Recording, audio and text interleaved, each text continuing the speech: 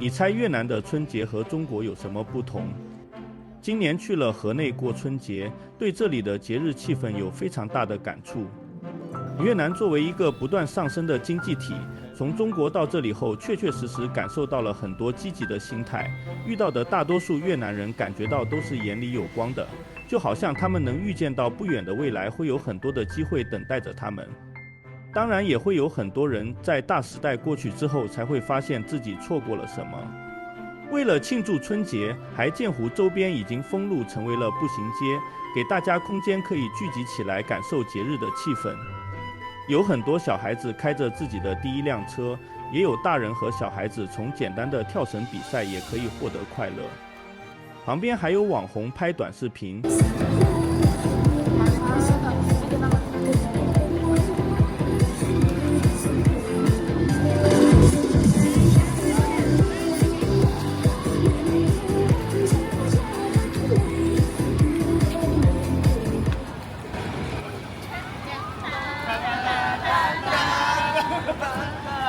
越南的职场气氛感觉更加轻松，拍到一半音响坏了，依然嘻嘻哈哈的清唱继续。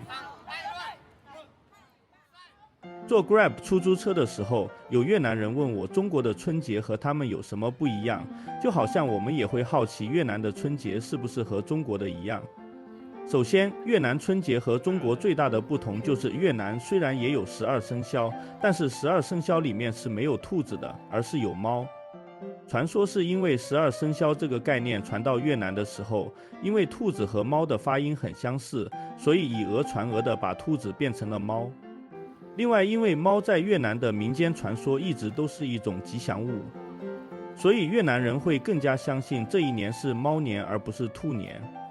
越南的春节还有很多不同的风俗，他们把春节叫做 Tet， 会拼音的中国人一看就知道是中国的节。很明显，当初中国传过去的时候，到了春节，中国人就说过节啦，过节啦。越南人就很好奇节是什么，然后一致认为节应该就是一种庆祝春天到来的美好仪式。到了年30的时候，就要庆祝节的到来。越南人的春节有很多和中国人相似的地方，比如给小孩压岁钱，给长辈封利是。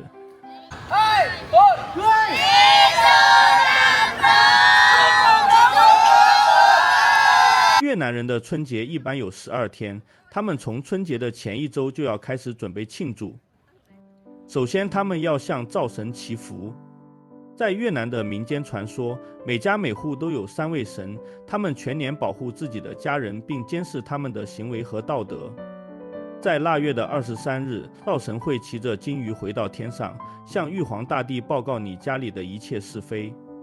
越南人在这段时间要给家里的神龛供奉祭品，并在附近的湖泊、池塘或者河流放生金鱼，以帮助灶神可以顺利回到天庭。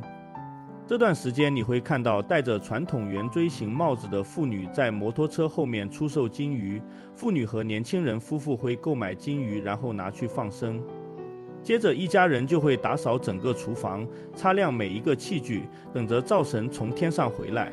越南人相信在新年到来之前摆脱厄运非常重要，所以在腊月的24到25之间，各家各户都会对家里进行一次大规模的春季大扫除。每一处灰尘、污渍和破烂的旧抹布都要被擦洗干净，以净化房子，避免把倒霉的东西留到第2年。春节的前4天，屋子里都会很干净，春节之后的几天就不能打扫了。他们甚至不会在第1天洗澡，这样会不小心洗掉第1年的好运气。把家里装饰出节日气息也很重要。腊月26左右，越南的市场上到处都是卖金桔树和菊花的。你会看到他们排列在街道两旁，把买到的金桔树绑在摩托车后面带回家，对越南人来说也是一件必须要做的新年仪式，代表着把生育和繁荣带回家，预示着来年会丰收。在春节之前，越南人还要和家人一起制作 bánh chưng， 看起来像中国的粽子，里面会加入炖肉或鸡蛋，并用香蕉叶包裹着。他们要煮足足24个小时，以便香蕉叶的香气可以渗透到米饭中。对于许多越南人来说，bánh chưng 是典型的春节食物。它们被作为礼物送给同事和朋友。一顿丰盛的新年晚餐也要有 banchan。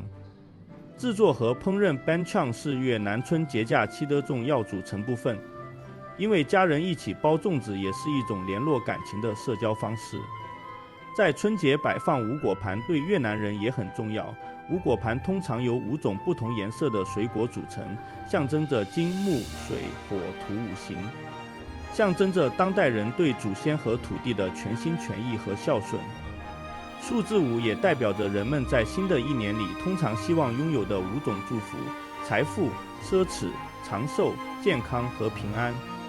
所有展示的水果一定要新鲜、美味、漂亮，它们的颜色必须相互协调。人们通常根据水果的形状和颜色来翻译其象征意义。大多数越南人在春节期间都不会上班，因此必须提前购买春节期间需要的所有食物。在年30的前几天，市场上会挤满了人。然后买好食材的越南妇女会开始在家里炖汤、腌肉和准备水果和蔬菜。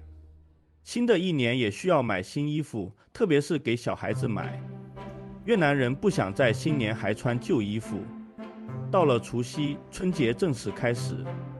去胡志明市或者河内打工的孩子都会在这一天回到家乡，这是和家人还有亲戚在一起的时候。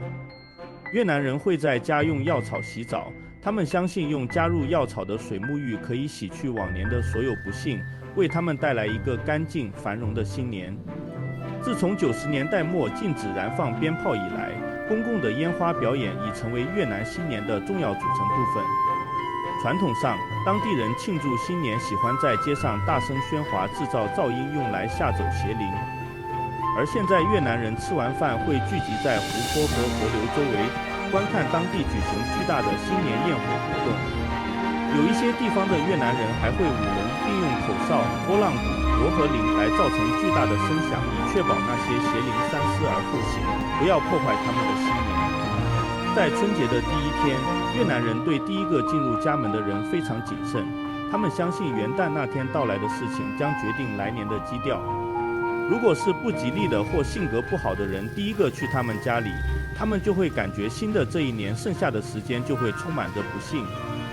他们会希望是长辈第一个到访他们家，或者是一个有财富和魅力的人。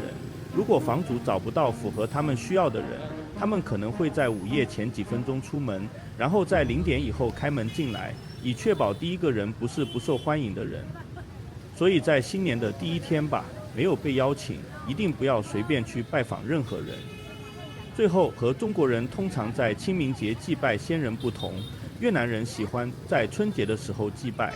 他们会在春节的最后一天祭拜、祈祷和许愿，然后烧纸钱，将贡品送到另一个世界。